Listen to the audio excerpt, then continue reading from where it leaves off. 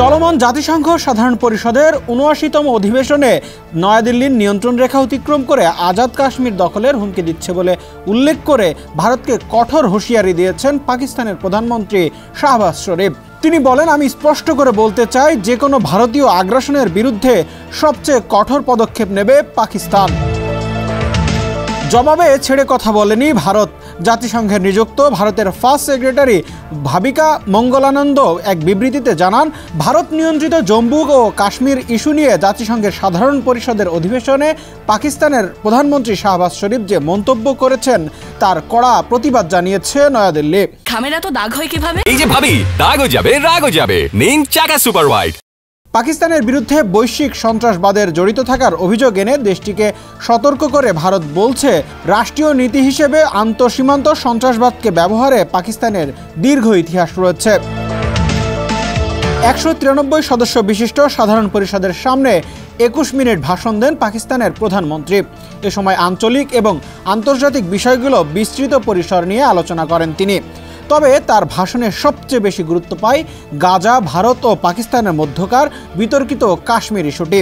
শাহবাজ শরীফ বলেন, শান্তির দিকে অগ্রসর না হয়ে ভারত অধিকৃত জম্মু ও কাশ্মীর নিয়ে জাতিসংঘ নিরাপত্তা পরিষদের প্রস্তাব অনুযায়ী কাশ্মীরিদের আত্মনিয়ন্ত্রণের অধিকার নিশ্চিত করার প্রতিশ্রুতি থেকে সরে এসেছে। তবে পাকিস্তানের প্রধানমন্ত্রী তার বক্তব্যে ঘরোয়া রাজনৈতিক বিষয়ে মনোযোগ না দিয়ে আন্তর্জাতিক বিষয়ে উদ্বেগ বেশি জানিয়েছেন। শাহবাজের বক্তব্যের জবাব দিতে দেরি করেনি ভারতও।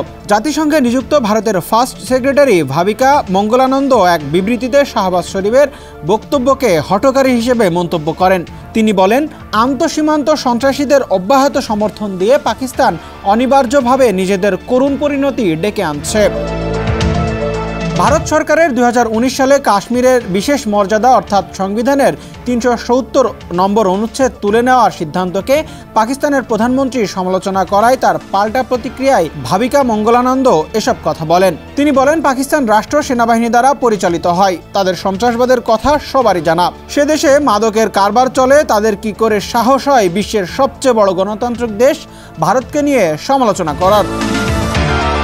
পাকিস্তানকে কড়া হুঁশিয়ারি দিয়ে মঙ্গলানন্দ বলেন, বিশ্বজুড়ে অনেক সন্ত্রাসী ঘটনায় পাকিস্তানের সম্পৃক্ততা রয়েছে।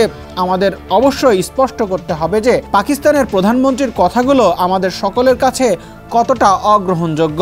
আমরা জানি যে পাকিস্তান আরও মিথ্যা দিয়ে সত্যের মোকাবেলা করতে চাইবে। এসবের পুনরাবৃত্তিতে কিছুই পরিবর্তন হবে না। আমাদের অবস্থান পরিষ্কার, কোনো পুনরাবৃত্তির প্রয়োজন নেই। ডেস্ক রিপোর্ট, সমকাল।